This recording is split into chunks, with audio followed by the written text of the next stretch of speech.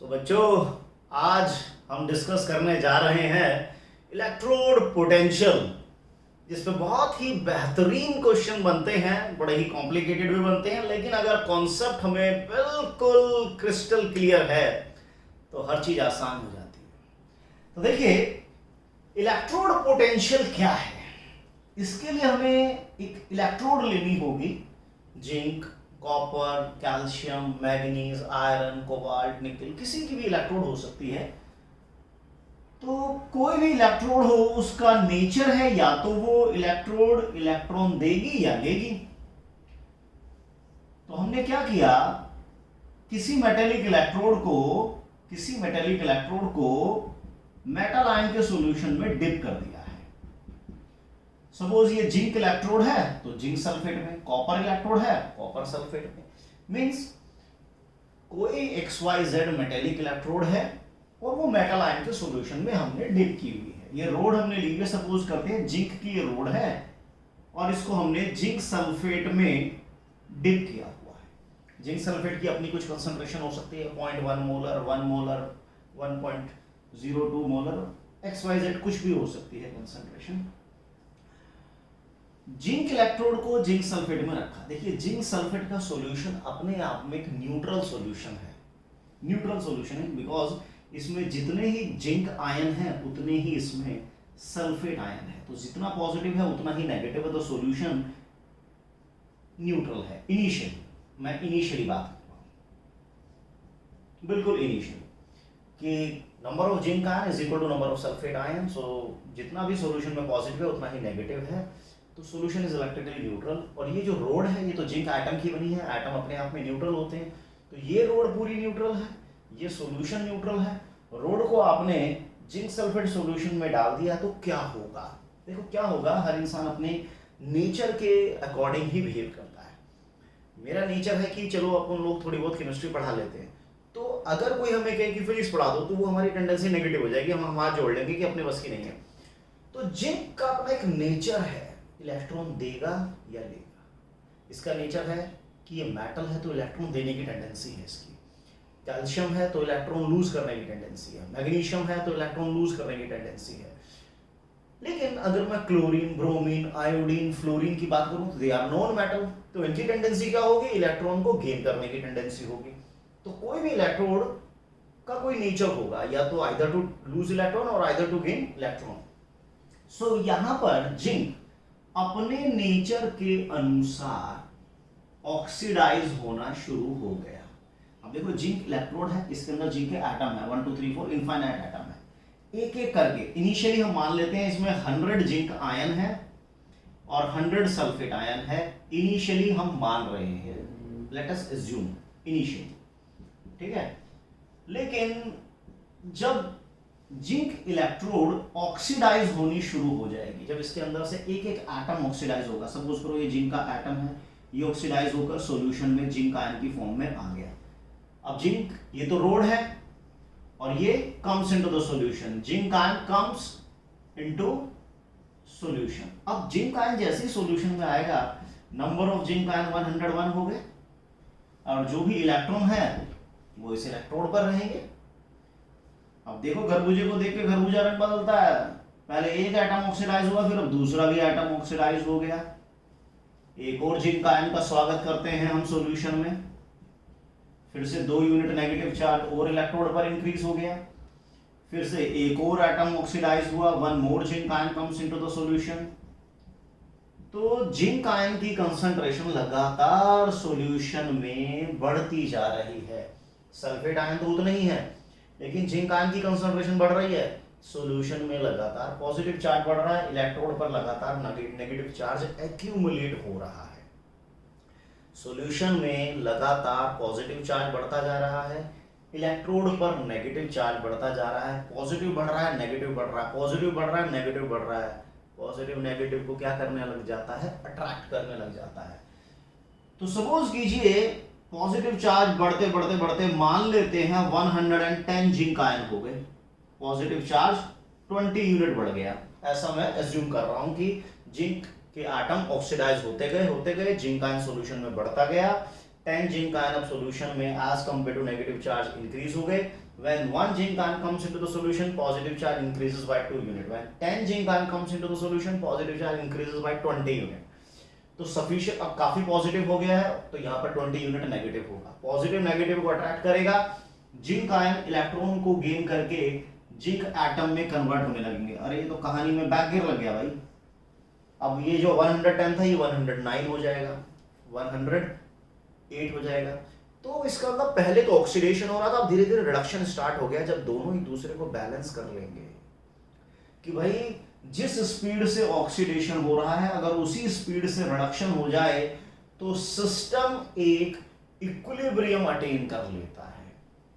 System एक equilibrium attain कर लेता है। तो जब इक्विलिब्रियम हुआ होगा, ऐसा हम एज्यूम करके चलेंगे कि जब इक्विलिब्रियम हुआ होगा, let us consider 107 zinc ion into the solution, जबकि सल्फेट आयन तो अभी भी इतने ही हैं। तो अगर एक जिंक आयन आएगा तो एक चला जाएगा, तो number of zinc ion now remain constant because the system has attend a state of equilibrium. तो 7 जिंक आयन एक्स्ट्रा है, 14 यूनिट पॉजिटिव चार्ज सॉल्यूशन में है, 14 यूनिट नेगेटिव चार्ज इलेक्ट्रोड पर होगा। चार्जेस का सेपरेशन एट दिस सिचुएशन, जो charges का separation equilibrium पर एस्टैब्लिश हुआ है, it create a potential, it develop a potential called electrode potential. देखिए इलेक्ट्रोड पोटेंशियल क्या है कि जब आपने किसी इलेक्ट्रोड को मेटल आयन के सॉल्यूशन में रखा तो अपने नेचर के अनुसार या तो वो इलेक्ट्रोड इलेक्ट्रॉन देगी या लेगी।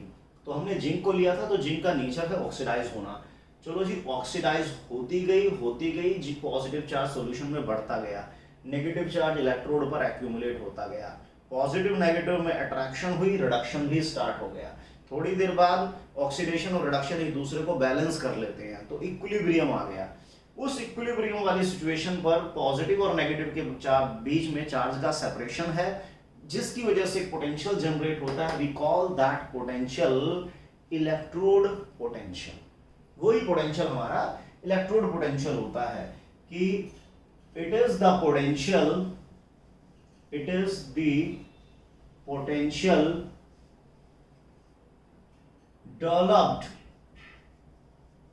developed due to separation of charges. It is the potential developed due to separation of charges between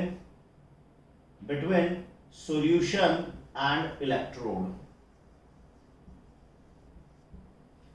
solution और इलेक्ट्रोड के बीच में जो चार्जेस का सेपरेशन क्रिएट हुआ है, उसकी वजह से एक पोटेंशियल डेवलप हुआ, that is called electrode potential.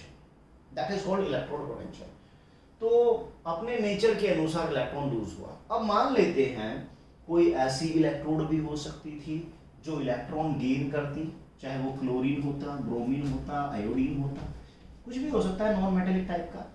सो एक जनरल बात करते हैं, वहां पर क्या होगा, देखिए कि कोई मेटेलिक इलेक्ट्रोड है, या इस बार हम नॉन मेटेलिक टाइप के लेंगे, और सॉल्यूशन अगर क्लोरीन इलेक्ट्रोड है तो क्लोराइड का सॉल्यूशन होगा, ब्रोमीन इलेक्ट्रोड है तो ब्रोमाइड का सॉल्यूशन होगा, कॉपर इलेक्ट्रोड है तो कॉपर आयन का सॉल्यूशन होगा। कहने का मतलब ये है कि हम किसी भी इलेक्ट्रोड को रखते हैं उसी के सॉल्यूशन में रखते हैं। अब जैसे मेटेलिक इलेक्ट्रोड है तो मेटल आयन के सॉल्यूशन में है। पिछली बार हमने नेचर डिस्कस किया कि उसने इलेक्ट्रॉन लूज किया, इस बार हम कंसीडर करते हैं इलेक्ट्रॉन गेन करने की टेंडेंसी, कि जो मेटल आयन जो सॉल्यूशन में ऑलरेडी प्रेजेंट हैं, अगर वो इलेक्ट्रोड से ही, इस रोड से ही इलेक्ट्रॉन को लेने लगे तो वो एटम में कन्वर्ट होगा, यानी रिडक्शन स्टार्ट हो गया। सॉल्यूशन में पॉजिटिव चार्ज है, लेकिन वो क्या कर रहा है, इलेक्ट्रॉन को गेन करके एटम में कन्वर्ट हो रहा है। धीरे धीरे सॉल्यूशन से पॉजिटिव चार्ज गायब होना शुरू हो जाएगा। धीरे धीरे सॉल्यूशन से पॉजिटिव चार्ज गायब होना शुरू हो जाएगा तो नेगेटिव चार्ज बढ़ जाएगा। जैसे मान लो कॉपर सल्फेट होता तो कॉपर आयन तो चलने लगे, सल्फेट आयन बच गए तो नेगेटिव चार्ज बढ़ गया। तो धीरे धीरे बिकॉज ऑफ रिडक्शन यहां पर कोई एटम डिपॉजिट होने लगा, सॉल्यूशन से पॉजिटिव चार्ज डिक्रीज होने लगा या नेगेटिव चार्ज इंक्रीज होने लगा। अब ये इलेक्ट्रोड क्योंकि इलेक्ट्रॉन दे रही है तो इस पे पॉजिटिव चार्ज डेवलप हो गया, सॉल्यूशन में एक नेगेटिव चार्ज डेवलप हो गया, थोड़ी देर में फिर से वही इक्विलिब्रियम स्टैब्लिश हो जाएगा। चार्जेस का सेपरेशन हो, इक्विलिब्रियम हो तो एक पोटेंशियल जनरेट हो जाता है। We call that potential electrode potential. Electrode potential उसे कहा जाता है। तो इलेक्ट्रोड पोटेंशियल हम इसे दो कैटेगरी में डिवाइड कर सकते हैं। इलेक्ट्रोड पोटेंशियल को हम दो कैटेगरी में डिवाइड करेंगे। भाई दो तरह की टेंडेंसी है, या तो इलेक्ट्रॉन देना या इलेक्ट्रॉन लेना, या तो ऑक्सीडाइज होना या रिड्यूस होना। तो एक होगा हमारा ऑक्सीडेशन पोटेंशियल और एक होगा हमारा reduction potential, depending upon the tendency कि ऑक्सीडेशन पोटेंशियल है या रिडक्शन पोटेंशियल है। क्योंकि देखिए जिंक अगर एक पर्टिकुलर डायरेक्शन में ऑक्सीडाइज हो रहा है तो रिवर्स डायरेक्शन में जिंक आयन रिड्यूस भी हो रहे हैं। तो ऑक्सीडेशन रिडक्शन दोनों सेम चल रहे हैं बट अपोजिट डायरेक्शन में है फॉर ए पर्टिकुलर इलेक्ट्रोड। इस डायरेक्शन में रिडक्शन हो रहा है तो इससे अपोजिट डायरेक्शन में ऑक्सीडेशन हो रहा है। Oxidation reduction proceed in opposite direction और सेम पेस से होती है तो एक इक्विलिब्रियम डेवलप हो जाता है। तो उस इक्विलिब्रियम वाले सिचुएशन पर it is the potential developed due to separation of charges between solution and electrode at equilibrium. At equilibrium is called electrode potential, जिसको हमने दो पार्ट में डिवाइड कर दिया है, ऑक्सीडेशन पोटेंशियल, रिडक्शन पोटेंशियल। अब जो ये पोटेंशियल है, जो ये इलेक्ट्रोड पोटेंशियल है, ये कई फैक्टर्स पर डिपेंड करता है। इलेक्ट्रोड पोटेंशियल कई फैक्टर्स पर डिपेंड करेगा, जिसमें कंसंट्रेशन ऑफ आयन होगा, टेम्परेचर होगा, नेचर ऑफ इलेक्ट्रोड भी होगा। ठीक है, लेकिन न्यूमेरिकली वैल्यू क्या होगी कि अगर कंसंट्रेशन हमने 0.1 की, 1 की, 10⁻⁻² मोलर की, तो इलेक्ट्रोड पोटेंशियल क्या होगा वो तो हम अभी डिस्कस नहीं करेंगे, वो हम नस्ट इक्वेशन में डिस्कस करेंगे। टेम्परेचर का इफेक्ट कम ज्यादा होने से ईएमएफ न्यूमेरिकली कितनी कम ज्यादा होगी वो भी हम नस्ट इक्वेशन में डिस्कस करेंगे। नेचर ऑफ इलेक्ट्रोड यानी जिंक का नेचर कॉपर से अलग है तो जिंक का अपना एक इलेक्ट्रोड पोटेंशियल होगा, कॉपर का अपना एक इलेक्ट्रोड पोटेंशियल होगा, दोनों डिफरेंट होंगे। सो इलेक्ट्रोड पोटेंशियल इन तीन फैक्टर पर तो डिपेंड करने जा रहा है, concentration of ion, temperature and nature of electrode. तो अभी हम कुछ स्टैंडर्ड बात करेंगे, स्टैंडर्ड पोटेंशियल की बात करेंगे। तो अब हम बात करने जा रहे हैं स्टैंडर्ड इलेक्ट्रोड पोटेंशियल की।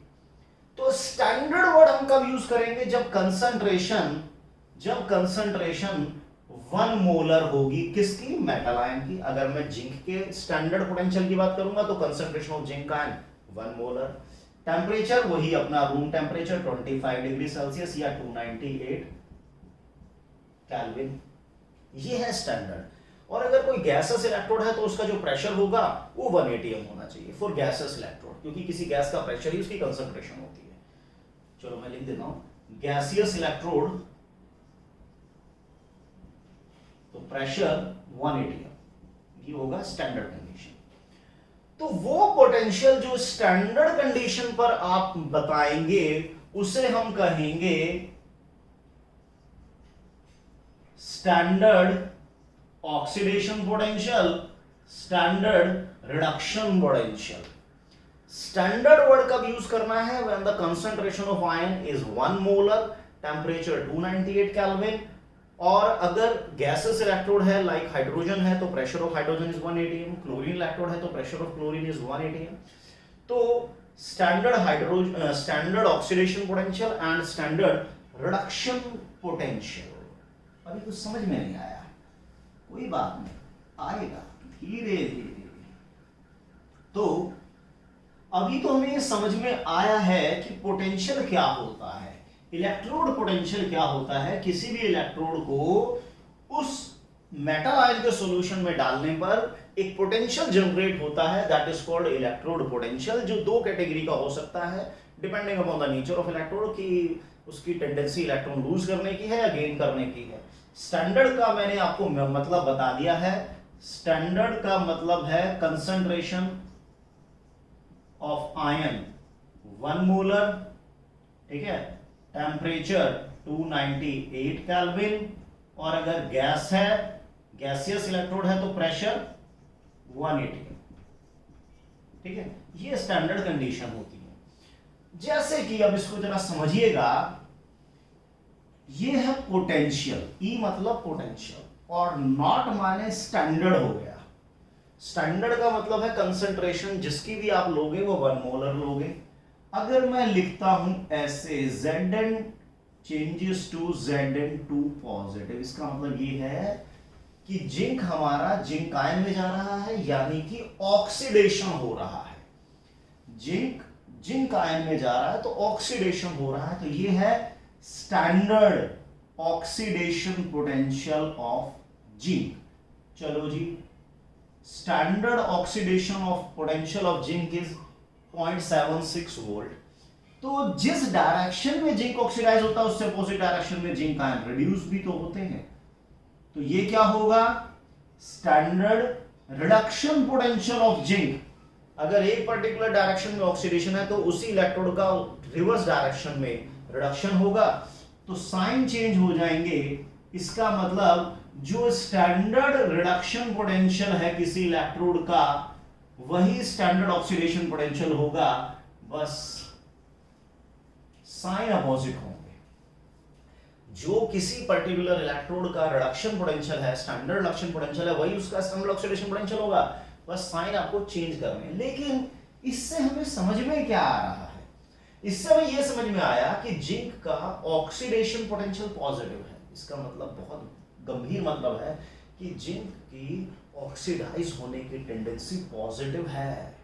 पॉजिटिव है जिंक की ऑक्सीडाइज होने की टेंडेंसी, लेकिन जिंक आयन की रिड्यूस होने की टेंडेंसी नेगेटिव है। देखो, मेरी किसी काम को लेकर अगर टेंडेंसी पॉजिटिव है तो मैं उस काम को बहुत दिल से करूंगा, पॉजिटिव टेंडेंसी। लेकिन अगर मेरी किसी काम को लेकर टेंडेंसी नेगेटिव है तो मैं उसको पोस्टपोन कर दूंगा, लिंगर ऑन कर दूंगा, या करना नहीं चाहूंगा, राइट। तो किसी भी काम को लेकर हमारा एटीट्यूड पॉजिटिव है या नेगेटिव, तो यहां पर वही चीज हमें समझनी है कि जिंक का जो स्टैंडर्ड ऑक्सीडेशन पोटेंशियल है पॉजिटिव है, यानी zinc has the positive tendency to get oxidise and zinc ion has the negative tendency to get reduce. Negative tendency है जिंक आयन से जिंक में जाने की। देखो, पोटेंशियल से ही तो आपको आइडिया लगेगा कि उसका कैपेबिलिटी क्या है। पोटेंशियल का मतलब कैपेबिलिटी। जैसे कि अगर मैंने लिखा कि standard reduction potential of copper is this much, तो इसका मतलब क्या है कि कॉपर की रिड्यूस होने की टेंडेंसी पॉजिटिव है। कॉपर की रिड्यूस होने की टेंडेंसी पॉजिटिव है, तो standard oxidation potential of copper, तो इसका मतलब क्या है कि कॉपर की ऑक्सीडाइज होने की टेंडेंसी नेगेटिव है। कॉपर की ऑक्सीडाइज होने की टेंडेंसी नेगेटिव है। कॉपर ऑक्सीडाइज नहीं होना चाहता, तभी तो कॉपर की जो बहुत पुरानी पुरानी स्टैचू होती हैं, जो मोहनजोदारो के टाइम में मिली हुई हैं, वो भी आज तक बिल्कुल फिट रहती हैं। घर में जो कॉपर के तांबे के जो बर्तन हैं वो भी लंबे समय तक बहुत अच्छे रहते हैं, क्योंकि कॉपर की ऑक्सीडाइज होने की टेंडेंसी नेगेटिव है। कॉपर ऑक्सीडाइज ही नहीं होना चाहता। तो अगर मैं कंपैरिजन करूं कि जैसे सपोज कीजिए मैंने दोनों के ऑक्सीडेशन पोटेंशियल को कंपेयर किया। मैंने जिंक का ऑक्सीडेशन पोटेंशियल लिया, लेकिन मैं बात कर रहा हूं स्टैंडर्ड। जिंक का मैंने स्टैंडर्ड ऑक्सीडेशन पोटेंशियल लिया, कम्स आउट टू बी 0.76, और कॉपर का लिया 0.34। तो on the basis of their standard oxidation potential आप ये पता लगा सकते हैं कि जिंक की ऑक्सीडाइज होने की टेंडेंसी पॉजिटिव है, लेकिन कॉपर की नेगेटिव है। तो यानी जिंक कॉपर के पहले ऑक्सीडाइज हो जाएगा। If there is a competition between zinc and copper, which electrode going to lose is electron earlier, तो अवार्ड गोस टू जिंक, क्योंकि जिंक का ऑक्सीडाइज होने का पोटेंशियल कॉपर के कंपैरेटिवली पॉजिटिव है या ज्यादा है। लेकिन अगर मैं ऑन द अदर हैंड अगर हम इनके रिडक्शन को कंपेयर करें, standard reduction potential of zinc, standard reduction potential of copper, तो इस बार कॉपर का रिडक्शन पोटेंशियल पॉजिटिव है जिंक के कंपैरेटिवली। तो इसका मतलब copper has higher tendency to get reduce as compare to zinc. देखो ना, जिसका ऑक्सीडेशन पोटेंशियल ज्यादा है, इसका मतलब वो जल्दी ऑक्सीडाइज होगा। जो जल्दी ऑक्सीडाइज होगा वो जल्दी इलेक्ट्रॉन देगा, जो जल्दी इलेक्ट्रॉन देगा वो दूसरों को जल्दी रिड्यूस करेगा। जो दूसरों को जल्दी रिड्यूस करता है उसकी रिड्यूसिंग पावर हाई होती है, जो दूसरों को रिड्यूस करता है वो रिडक्शन रिड्यूसिंग एजेंट भी होता है। तो देखिए एक तीर से बहुत सारे शिकार होने जा रहे हैं। अगर किसी इलेक्ट्रोड का हाई स्टैंडर्ड ऑक्सीडेशन पोटेंशियल है, अगर किसी इलेक्ट्रोड का स्टैंडर्ड ऑक्सीडेशन पोटेंशियल हाई है तो उसी इलेक्ट्रोड का स्टैंडर्ड रिडक्शन पोटेंशियल कम होगा। इसका मतलब है लो स्टैंडर्ड रिडक्शन पोटेंशियल। तो ऑक्सीडेशन पोटेंशियल अगर हाई है तो इसका मतलब है higher tendency to lose electron. Oxidation potential high होने का मतलब है higher tendency to lose electron, यानी फ्रीक्वेंटली वो क्या हो जाएगा, फ्रीक्वेंटली ऑक्सीडाइज होगा। जो जल्दी ऑक्सीडाइज होता है दूसरों को जल्दी रिड्यूस करता है, फ्रीक्वेंटली रिड्यूस अदर्स, दूसरों को जल्दी रिड्यूस करेगा, यानी कि हायर रिड्यूसिंग पावर है उसकी, हायर रिड्यूसिंग पावर, यानी वो बेटर क्या हो सकता है, बेटर रिड्यूसिंग एजेंट हो सकता है। तो ये बात ध्यान रखनी है कि जिसका ऑक्सीडेशन पोटेंशियल ज्यादा है, ऑक्सीडेशन पोटेंशियल ज्यादा का मतलब है कि वो जल्दी ऑक्सीडाइज होगा, दूसरों को जल्दी रिड्यूस करेगा, दूसरों को रिड्यूस करने की पावर ज्यादा होगी। रिड्यूसिंग एजेंट, देखो एजेंट दूसरों के लिए काम करते हैं, है ना, एजेंट दूसरों के लिए काम करते हैं। रिड्यूसिंग एजेंट जो दूसरों को रिड्यूस करे, खुद ऑक्सीडाइज हो जाए। Oxidising agent which can oxidise other but undergo reduction itself. So ये मतलब हुआ। अगर हम दूसरी बात देखें कि अगर किसी का, इसका रिवर्स भी देख सकते हैं ना हम, इसका रिवर्स क्या होगा, ये तो हाई ऑक्सीडेशन पोटेंशियल था, तो अगर किसी का ऑक्सीडेशन पोटेंशियल लो है, लो स्टैंडर्ड ऑक्सीडेशन पोटेंशियल, तो इसका मतलब high standard reduction potential, high standard reduction potential. अगर रिडक्शन पोटेंशियल हाई है तो इसका मतलब क्या है, देखो दो बच्चे हैं, एक के केमिस्ट्री में 100 मार्क्स हैं और दूसरे के 10 मार्क्स हैं, तो मार्क्स के बिहाफ पर आप क्या निष्कर्ष निकालोगे कि जो 100 वाला बंदा है उसकी केमिस्ट्री बेटर होगी as compare to student who scored only 10 marks. तो मार्क्स से आपको उसकी कैपेबिलिटी का आइडिया लग रहा है, मार्क्स से आपकी उसको पोटेंशियल का आइडिया लग रहा है कि उसकी केमिस्ट्री में क्या पोटेंशियल है। तो हाई रिडक्शन पोटेंशियल का मतलब है higher tendency to get reduce या higher tendency to gain electron, यानी कि फ्रीक्वेंटली क्या हो जाएगा, फ्रीक्वेंटली रिड्यूस हो जाएगा। इसका मतलब जो जल्दी रिड्यूस होगा वो दूसरों को ऑक्सीडाइज करेगा, फ्रीक्वेंटली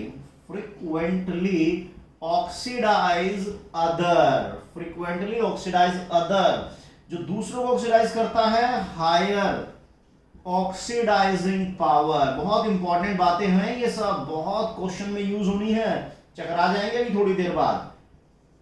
बेटर ऑक्सीडाइजिंग एजेंट। तो देखिए जिसका ऑक्सीडेशन पोटेंशियल हाई है वो रिड्यूसिंग एजेंट है, रिवर्स में सोचना है, और जिसका रिडक्शन पोटेंशियल हाई है वो बेटर ऑक्सीडाइजिंग एजेंट निकल कर आ रहा है। अब इसी पर हम जरा कुछ छोटे मोटे क्वेश्चंस को चमकाते हैं और अपने कॉन्सेप्ट को थोड़ा और वाइड करते हैं। देखिए क्वेश्चंस इसमें हम डिस्कस करते हैं, हम जो बात करेंगे वो केवल स्टैंडर्ड पोटेंशियल के टर्म्स में करेंगे, यानी कि हम एज्यूम करके चल रहे हैं कि concentration of ion 1 molar, temperature 298 kelvin, और if the electrode is gaseous electrode the pressure is 180। So देखिए क्वेश्चन नंबर 1, हमने क्या किया भैया जी, देखिए SN2 plus changes to SN, ऐसा मान लेते हैं कि 0.14 वोल्ट है, और Ag plus two Ag late it be इतना वोल्ट है। दो इलेक्ट्रोड हमें गिवन है, टिन की और सिल्वर की, और दोनों के कौन से पोटेंशियल गिवन है, स्टैंडर्ड में भी कौन से, देखो टिन 2 इलेक्ट्रॉन लेके tin 2 positive, stannous 2 positive with tin after reduction, तो ये है standard reduction potential. Silver ion electron लेकर ही तो सिल्वर में जाएगा, तो both are standard reduction potential, दोनों ही हमारे स्टैंडर्ड रिडक्शन पोटेंशियल है। तो अब हमें बताना है कि कौन बेटर, इन दोनों में हमें कंपेयर करना है कि कौन बेटर ऑक्सीडाइजिंग एजेंट है, कौन बेटर रिड्यूसिंग एजेंट है, कौन मेटेलिक है, कौन नॉन मेटेलिक है। मतलब रिलेटिवली बात करनी है कि कौन किससे ज्यादा मेटेलिक है, कौन लेस मेटेलिक है, वगैरह वगैरह। तो बात करते हैं पहले, चलो, बेटर ऑक्सीडाइजिंग एजेंट की। तो गाड़ी में रिवर्स गियर लगाइए। ऑक्सीडाइजिंग एजेंट क्या होता है? जो दूसरों को ऑक्सीडाइज करता है, खुद रिड्यूस होता है। चलो, जो खुद रिड्यूस होता है, खुद कौन रिड्यूस होगा? जिसका रिडक्शन पोटेंशियल हाई होगा। अब दोनों का रिडक्शन पोटेंशियल हाई है, इसका नेगेटिव है, इसका पॉजिटिव है। नेगेटिव का मतलब है कि इसकी रिड्यूस होने की टेंडेंसी नेगेटिव है, ये रिड्यूस नहीं होना चाहता, जबकि सिल्वर की रिड्यूस होने की टेंडेंसी पॉजिटिव है, सिल्वर भाग भाग के रिड्यूस होना चाहता है। तो बेटर रिड्यूसिंग एजेंट हो गया हमारा यहां पर सिल्वर, राइट। तो better oxidising agent, better reducing agent जो दूसरों को रिड्यूस करे, खुद ऑक्सीडाइज हो जाए। अब खुद कौन ऑक्सीडाइज होगा? जिसका ऑक्सीडेशन पोटेंशियल ज्यादा है वही तो ऑक्सीडाइज होगा। अब जिसका ऑक्सीडेशन पोटेंशियल ज्यादा है उसका रिडक्शन कम होना चाहिए।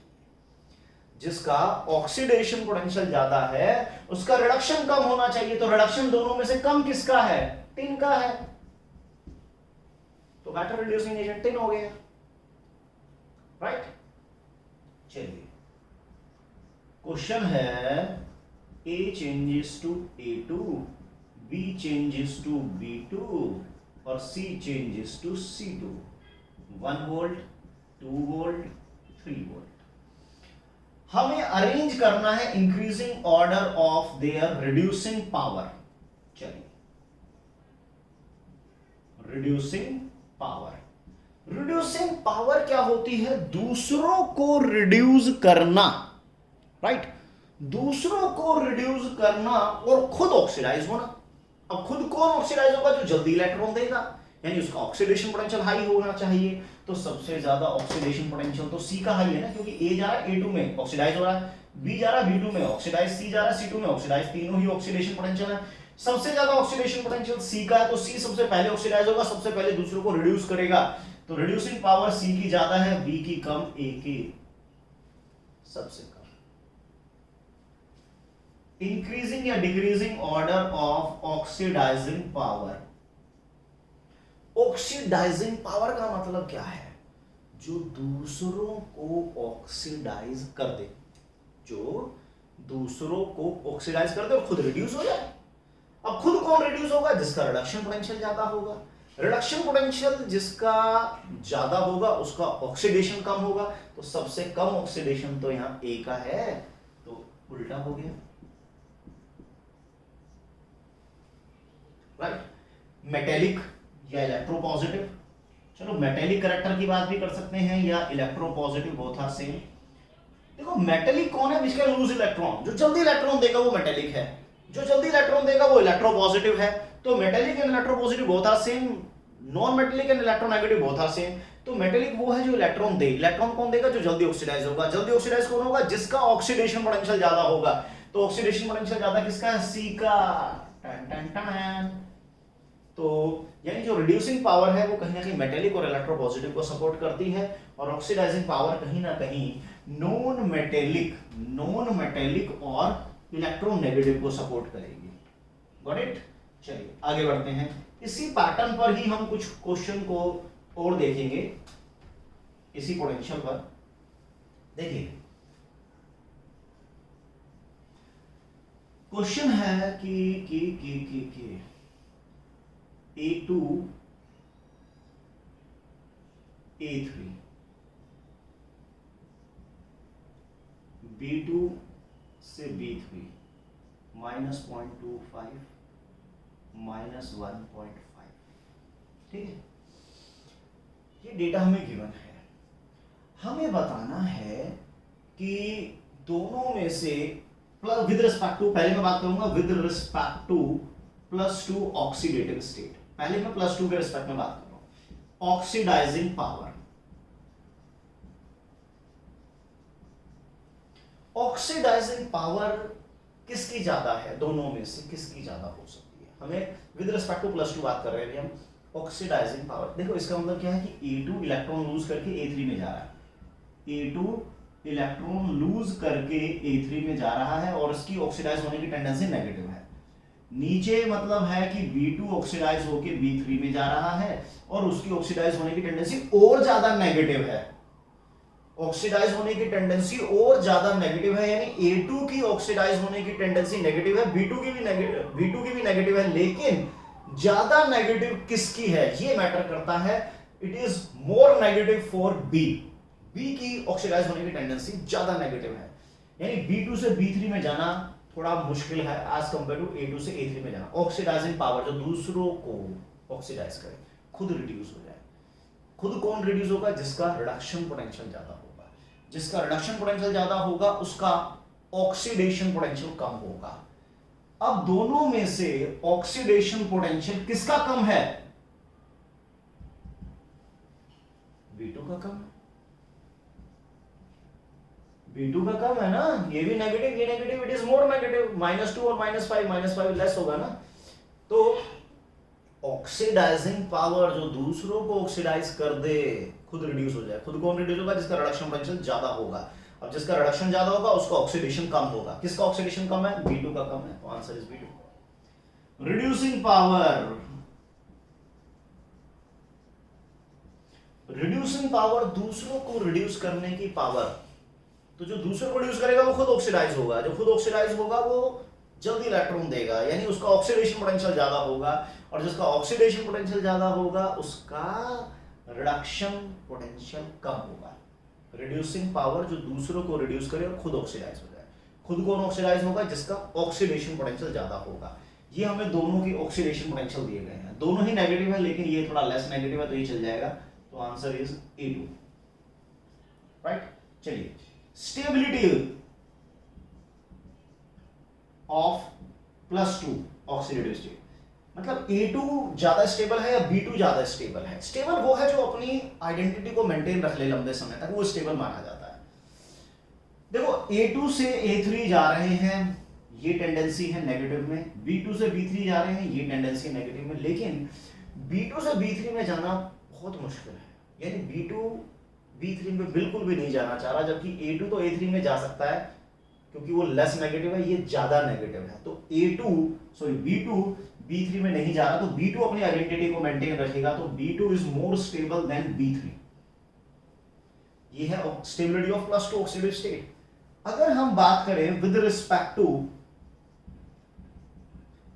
+3 oxidative state, with respect to +3 oxidative state, चलिए, अगर ये हमारे ऑक्सीडेशन पोटेंशियल है, स्टैंडर्ड ऑक्सीडेशन पोटेंशियल है, तो इसी का स्टैंडर्ड रिडक्शन पोटेंशियल क्या हो जाएगा? इतना और इतना, ठीक है। किसी इलेक्ट्रोड का जो अपना ऑक्सीडेशन पोटेंशियल होता है उसका साइन चेंज कर दो तो वही रिडक्शन पोटेंशियल आ जाता है।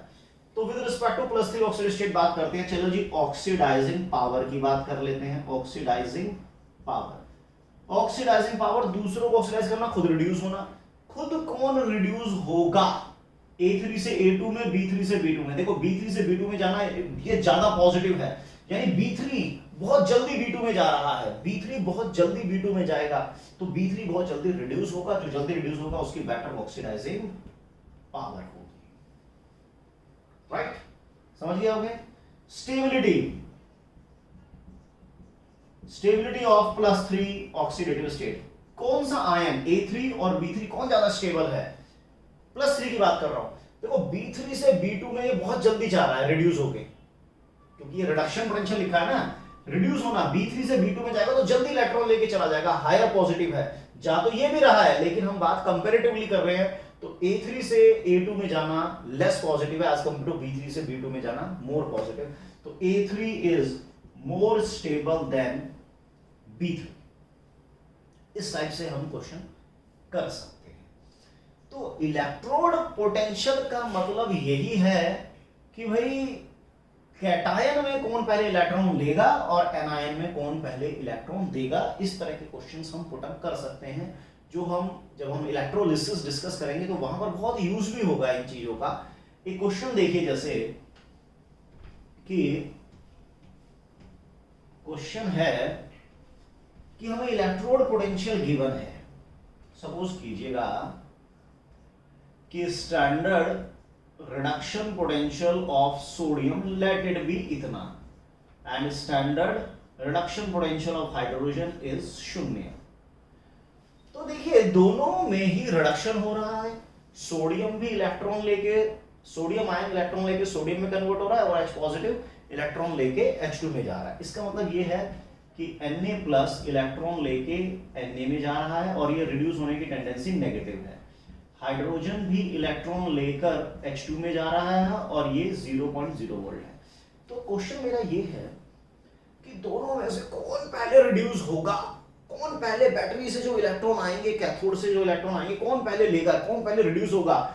मींस क्वेश्चन है व्हिच विल रिड्यूस अर्लियर, कौन पहले रिड्यूस होगा। तो देखिए जिसका रिडक्शन पोटेंशियल ज्यादा है, हाइड्रोजन का रिडक्शन पोटेंशियल सोडियम से ज्यादा है, तो H positive will undergo reduction much earlier than Na positive. H positive undergo frequent reduction than Na+. तो H+ जो होगा वो Na+ के कंपैरेटिवली पहले रिड्यूस हो जाएगा। अब कौन किससे पहले रिड्यूस होगा, कौन देर में, कौन बाद में रिड्यूस होगा, इसके लिए एक सीरीज होती है that is called electrochemical series. इसकी मैंने एक सेपरेट वीडियो बनाई है जिसमें एक शॉर्ट ट्रिक आप लोगों के लिए मैंने बताई है कि उस सीरीज में कौन सा एलिमेंट ऊपर कौन सा एलिमेंट नीचे होगा। एक रफ आइडिया आपको बहुत आसानी से केवल 2 मिनट में आपको इलेक्ट्रोकेमिकल सीरीज का एक आइडिया लग जाएगा कि कौन एलिमेंट हाइड्रोजन से ऊपर है, कौन नीचे है, कौन ज्यादा रिएक्टिव है, कौन लेस रिएक्टिव है। अगर आपने वो वीडियो नहीं देखी है तो तुरंत उस वीडियो को देखिए। तो अब हम बात करेंगे कुछ और क्वेश्चंस की on the basis of electrochemical series. तो इलेक्ट्रोकेमिकल सीरीज आपके सामने है। तो इलेक्ट्रोकेमिकल सीरीज जिसको रिएक्टिविटी सीरीज या एक्टिविटी सीरीज भी कहते हैं, in which electrodes are arranged in the increasing order of standard reduction potential. देखिए इलेक्ट्रोकेमिकल सीरीज क्या है, it is the series in which electrodes are arranged in the increasing order of standard reduction potential। देखिए reduction potential बढ़ता जा रहा है और hydrogen हमारा एक फंडामेंटल एलिमेंट है।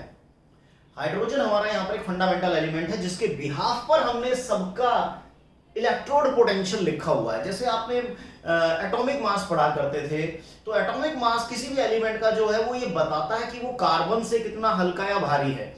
इसी तरह ये जो पोटेंशियल है ये बताता है कि हाइड्रोजन से वो ज्यादा रिएक्टिव है या कम रिएक्टिव है।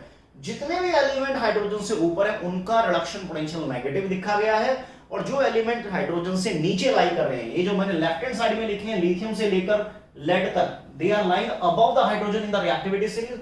और कॉपर से लेकर जो फ्लोरीन तक है, दीज राइट हैंड साइड में, these elements are lying below the hydrogen. अब ये इन सबको नीचे से नहीं लिखा क्योंकि कैमरे से फिर फोकस हट जाता।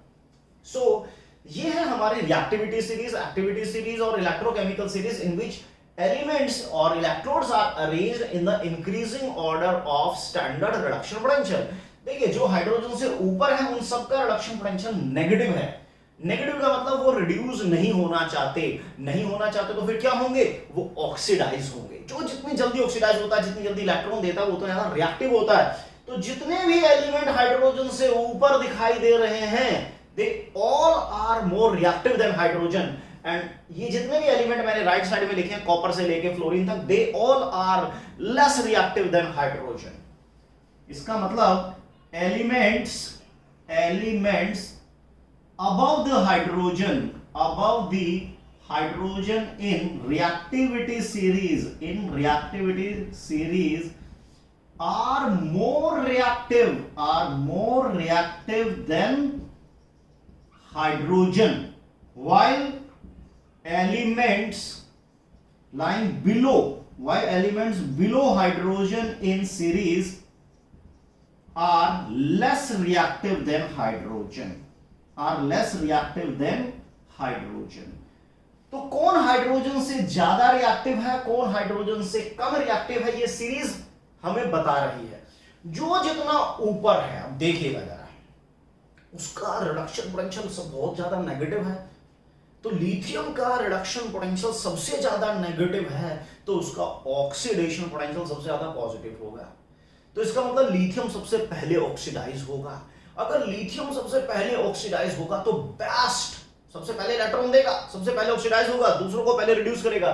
तो lithium is the best reducing agent, यानी कि lithium is the best reducing agent, यानी कि उसकी मैक्सिमम क्या होगी, रिड्यूसिंग पावर होगी। तभी तो आप देखना lithium aluminium hydride organic chemistry में झंडे बुलंद करता रहता है लिथियम, क्योंकि लिथियम का ऑक्सीडेशन पोटेंशियल बहुत ज्यादा है, जल्दी ऑक्सीडाइज हो सकता है, दूसरों को जल्दी रिड्यूस कर सकता है। तो रिड्यूसिंग एजेंट जबरदस्त है, बेटर रिड्यूसिंग पावर भी है। तो धीरे धीरे आप देखेंगे कि जो हमारा स्टैंडर्ड रिडक्शन पोटेंशियल है become less and less negative होता जा रहा है, यानी कि रिडक्शन पोटेंशियल हमारा बढ़ता जा रहा है, तो ऑक्सीडेशन पोटेंशियल कम हो रहा होगा, इलेक्ट्रॉन को लूज करने की टेंडेंसी कम हो रही होगी, यानी कि रिएक्टिविटी कम हो रही है। तो जो जितना ऊपर है वो उतना ज्यादा रिएक्टिव है, जो जितना नीचे है वो उतना लेस रिएक्टिव है। तो जैसे जैसे आप लिथियम से फ्लोरीन तक जाएंगे, reactivity with respect to loss of electron, with respect to metallic character, it is decreasing. तो जो सबसे नीचे जो एलिमेंट है that is the fluorine, it has the maximum reduction potential, और जिसका रिडक्शन पोटेंशियल सबसे ज्यादा है वो सबसे पहले इलेक्ट्रॉन लेगा, सबसे पहले वो रिड्यूस होगा। जो सबसे पहले रिड्यूस होता है, जो सबसे पहले इलेक्ट्रॉन लेता है, वो दूसरों को पहले ऑक्सीडाइज करता है। इसका मतलब हो गया कि fluorine is the best oxidising agent, यानी उसकी मैक्सिमम ऑक्सीडाइजिंग पावर है, मैक्सिमम ऑक्सीडाइजिंग पावर है। तो इसका मतलब लिथियम की आप देखिए रिड्यूसिंग पावर ज्यादा है। तो मैं नीचे की तरफ अगर आऊंगा, लिथियम से लेकर फ्लोरीन तक आऊंगा, तो रिड्यूसिंग पावर धीरे धीरे डिक्रीज होती जाएगी, यानी कि from lithium to fluorine reducing power क्या हो रही है, रिड्यूसिंग पावर डिक्रीज हो रही है। रिड्यूसिंग पावर डिक्रीज हो रही है, तो फ्लोरीन से लिथियम की तरफ, यानी फ्लोरीन से लिथियम की तरफ जो ऑक्सीडाइजिंग पावर है वो इंक्रीज हो रही है, वो इंक्रीज हो रही है। अब देखिए इसकी बहुत यूटिलिटी हमें मिलेगी, बहुत यूटिलिटी मिलेगी। अब जैसे कि मैं सोडियम आयन का कंपैरिजन, कहां गया सोडियम का कंपैरिजन मैं H+ के साथ करूं तो कौन पहले इलेक्ट्रॉन लेगा। तो सोडियम प्लस और H+ में अगर कंपटीशन हो जाए तो हाइड्रोजन का रिडक्शन पोटेंशियल सोडियम के मुकाबले बहुत ज्यादा है, सोडियम का तो नेगेटिव है। तो इसका मतलब अगर मैं देखो कि क्वेश्चन है विच आयन गेन इलेक्ट्रॉन फ्रीक्वेंटली, कि कौन पहले इलेक्ट्रॉन गेन करेगा, जैसे कि सोडियम आयन और H आयन। तो देखिए ना, सोडियम आयन तो ऊपर है, हाइड्रोजन नीचे है, रिडक्शन पोटेंशियल बढ़ रहा है, जिसका रिडक्शन पोटेंशियल ज्यादा होगा वो पहले इलेक्ट्रॉन लेगा, तो ऑड गोस टू H+।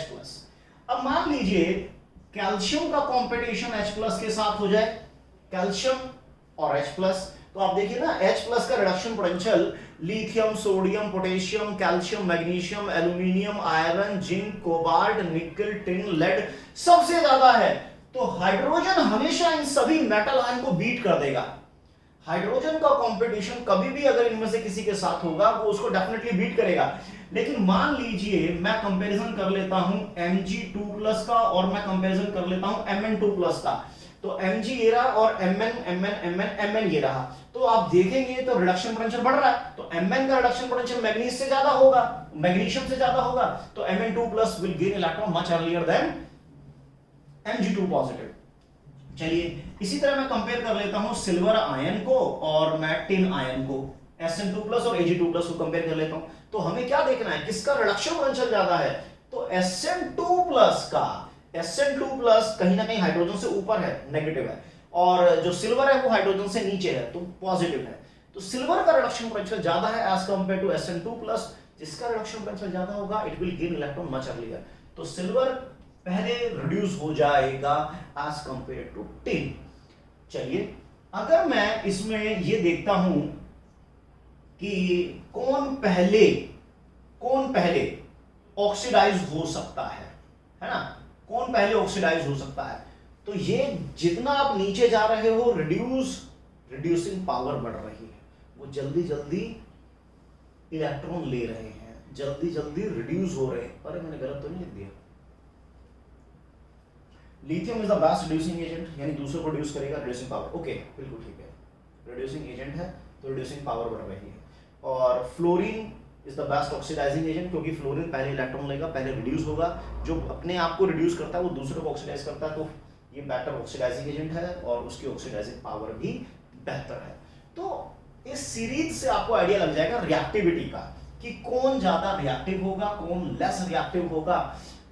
तो ये तो हुआ हमारा इलेक्ट्रोड पोटेंशियल। अगर मैं किसी भी दो इलेक्ट्रोड को ले लूं और उन दोनों को मिलाकर मैं एक सेल बनाना चाहूंगा, तो आप मुझे बताइए कि कौन पहले इलेक्ट्रॉन देगा, कौन पहले इलेक्ट्रॉन लेगा, कौन एनोड होगा, कौन कैथोड होगा, और उनका पोटेंशियल डिफरेंस क्या बनेगा सेल का। इस तरह के क्वेश्चन भी हम इलेक्ट्रोड पोटेंशियल के बिहाफ पर कर सकते हैं। देखिए जरा, अभी तो आपको आइडिया लग गया रिड्यूसिंग पावर और ऑक्सीडाइजिंग पावर का, ठीक है। तो अब हम जरा एक छोटे मोटे क्वेश्चन भी इससे ले सकते हैं, और वो होंगे कि अगर हमें एक सेल बनाना है, क्वेश्चन है जैसे कि अपने पास है Pb2 + 2Pb और ये है -1.4 वोल्ट, ठीक है, और एक है हमारे पास Cl2 चेंजेस टू Cl-, ठीक है, यहां पर कहीं लेट इट बी +1.25। तो आप मुझे ये बताइए कि इनमें से कौन ऑक्सीडाइज होगा, कौन रिड्यूस होगा।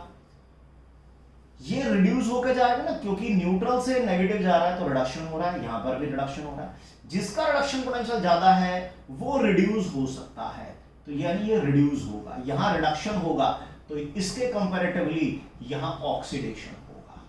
यानी ये एनोड बनेगा, ये कैथोड बनेगा, ये एनोड बनेगा तो ये हमारा कैथोड बनेगा। और पोटेंशियल डिफरेंस क्या आ जाएगा सेल का, हमेशा बड़े में से छोटा माइनस कर दो, बड़े रिडक्शन पोटेंशियल में से छोटा माइनस कर दो। बड़ा रिडक्शन पोटेंशियल किसका है, कैथोड का, छोटा रिडक्शन पोटेंशियल है एनोड का, कैथोड में से एनोड माइनस कर दो। लेकिन याद रखिए ये स्टैंडर्ड रिडक्शन पोटेंशियल होने चाहिए। कैथोड है 1.25, एनोड है -0.14, सो इट इज 1.39 वोल्ट। तो अगर कोई भी दो XYZ इलेक्ट्रोड आपको दी गई हैं, तो आप उसमें से तुरंत बता सकते हो एनोड कौन होगा, कैथोड कौन होगा।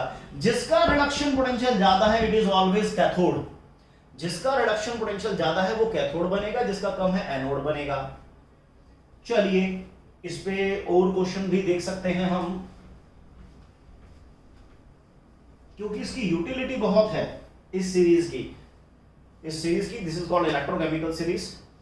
क्वेश्चन है जैसे कि Al changes to Al3+ and Sn2+ या Sn changes to Sn2+, Sn से Sn plus 1.5 plus 2.15, चलो मैंने अपनी तरफ से लिख दिया है। तो on the basis of this potential, आपको पोटेंशियल देखकर ये बताना है कि किस इलेक्ट्रोड की लूज करने की टेंडेंसी है, किसकी गेन करने की टेंडेंसी है, कौन ऑक्सीडाइज हो सकता है, कौन रिड्यूस हो सकता है। फिलहाल आप ये बताइए, क्योंकि ये है स्टैंडर्ड ऑक्सीडेशन पोटेंशियल है, क्योंकि एल्यूमिनियम जा रहा है Al3 में, टिन जा रहा है Sn2 पॉजिटिव में, दोनों ही ऑक्सीडाइज हो रहे हैं। लेकिन एल्यूमिनियम की ऑक्सीडाइज होने की टेंडेंसी बहुत ज्यादा है, तो ये ऑक्सीडाइज होगा, तो इसके कंपैरेटिवली ये रिड्यूस होगा। ये ऑक्सीडाइज होगा, ये रिड्यूस होगा, ये पता चल गया। जहां रिडक्शन है वो कैथोड होगा, जहां ऑक्सीडेशन है वो एनोड होगा। अगर हम इन दोनों को मिलाकर एक इलेक्ट्रोकेमिकल सेल बना रहे हैं तो हम क्या करते हैं, पोटेंशियल डिफरेंस कैसे निकालते हैं, कैथोड माइनस एनोड, मैंने बताया बड़े में से छोटा माइनस कर दो। लेकिन कौन सा पोटेंशियल लेना है, स्टैंडर्ड रिडक्शन, ये तो ऑक्सीडेशन है, रिडक्शन में कन्वर्ट कर दो। ये है standard reduction potential of cathode. Cathode कौन है 10, तो इसका होगा -0.15, देन माइनस एनोड का होगा -2.15, माइनस माइनस हो गए प्लस, -0.15 प्लस 2.15, तो ये आ गया 2.00 वोल्ट। पोटेंशियल डिफरेंस याद रखिए, कैथोड में से एनोड माइनस करेंगे, बड़े में से छोटा माइनस करेंगे आंख बंद करके, लेकिन बड़ा कौन होगा? बड़ा वो है जो कैथोड है, बड़ा वो है जिसका रिडक्शन पोटेंशियल ज्यादा है। तो यहां पर ये हमें ऑक्सीडेशन दिए थे, रिडक्शन बनाने के लिए साइन चेंज कर देना है बहुत इजीली। अब देखिए और भी कई तरह के क्वेश्चन बन सकते हैं कि कौन किससे ज्यादा रिएक्टिव है, कौन किससे ज्यादा रिएक्टिव नहीं है। जो ज्यादा रिएक्टिव होगा, जैसे जिंक हाइड्रोजन से ऊपर है, तो जो जितना ऊपर है वो उतना ज्यादा रिएक्टिव है। तो अगर मैं जिंक इलेक्ट्रोड को या मैं H2SO4 के सॉल्यूशन को क्या जिंक में स्टोर कर सकता हूं? देखो जिंक जो है कहा गया वो हाइड्रोजन से ज्यादा रिएक्टिव है, वो हाइड्रोजन से ज्यादा रिएक्टिव है तो उसे डिस्प्लेस कर देगा। जिंक सल्फेट प्लस हाइड्रोजन, यानी जितने भी एलिमेंट ये हाइड्रोजन से ऊपर दिख रहे हैं, अगर आप उनको एसिड से रिएक्ट कराओगे तो हाइड्रोजन गैस डिस्प्लेस होगी। यानी कि अगर मैंने जिंक इलेक्ट्रोड को कॉपर सल्फेट में डाला तो हाइड्रोजन गैस लिबरेट होगी। मैं कैल्शियम को H2SO4 में डालूंगा तो calcium is more reactive than hydrogen, hydrogen gas produce होगी। लेकिन कॉपर को अगर मैं H2SO4 में डालूंगा, नो रिएक्शन, डाइल्यूट है, हाइड्रोजन गैस लिबरेट नहीं होगी। यानी copper, silver, gold, iodine, bromine, ये कभी भी एसिड से रिएक्ट करके हाइड्रोजन गैस प्रोड्यूस नहीं करेंगे, लेकिन ये सारे के सारे लिथियम से लेकर लेड तक सब हाइड्रोजन गैस प्रोड्यूस करेंगे। हाँ, रिएक्टिविटी कम हो रही है तो जैसे जैसे रिएक्टिविटी कम होगी कंडीशन थोड़ी सी बढ़ाते जाएंगे, टेम्परेचर बढ़ा देंगे, डाइल्यूट से कंसंट्रेटेड टाइप में कर देंगे, इस टाइप से। तो ये ज्यादा रिएक्टिव है। तो कौन हाइड्रोजन को डिस्प्लेस कर सकता है, कौन नहीं कर सकता, ये आप बता देंगे। तो जो भी एलिमेंट हाइड्रोजन से ऊपर है, जो भी एलिमेंट, जो भी इलेक्ट्रोड हाइड्रोजन से ऊपर है in this reactivity series, all these element can substitute, all these element can displace hydrogen from its solution।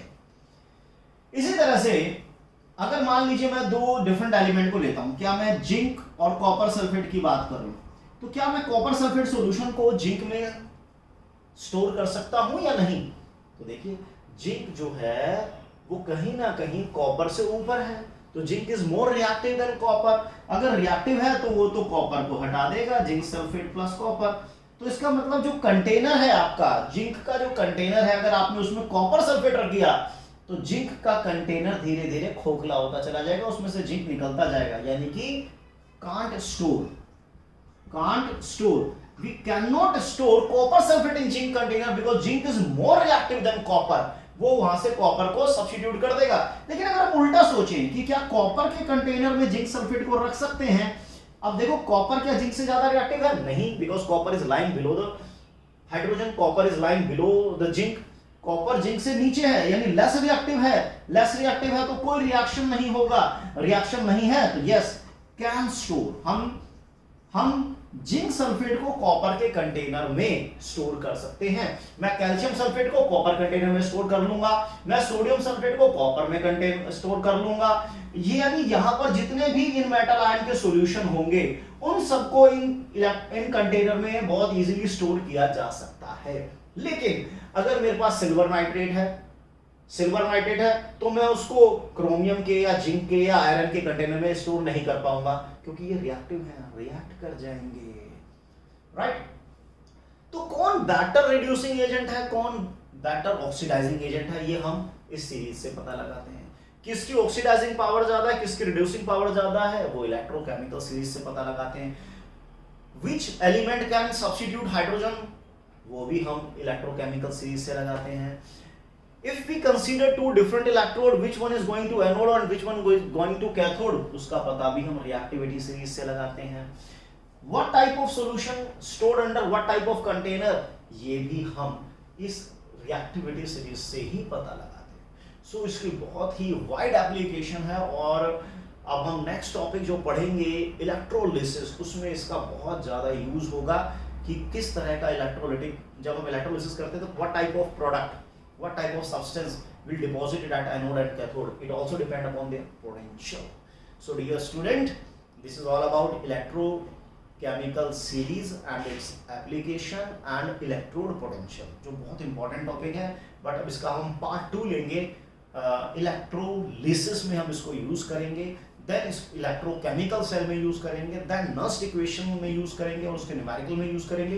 तो अभी कहानी पिक्चर बहुत बाकी है मेरे दोस्त. सो डियर स्टूडेंट, अगर आपको ये वीडियो पसंद आया है तो वीडियो को लाइक कीजिए, चैनल को सब्सक्राइब कीजिए, चैनल का इलेक्ट्रोड पोटेंशियल इतना बढ़ा दो कि बिल्कुल करंट ही करंट रहे, झन्नाटा ही झन्नाटा रहे, एक हलचल सी मची रहे. सो आपके कोई भी डाउट है तो उसको कमेंट सेक्शन में डालिए.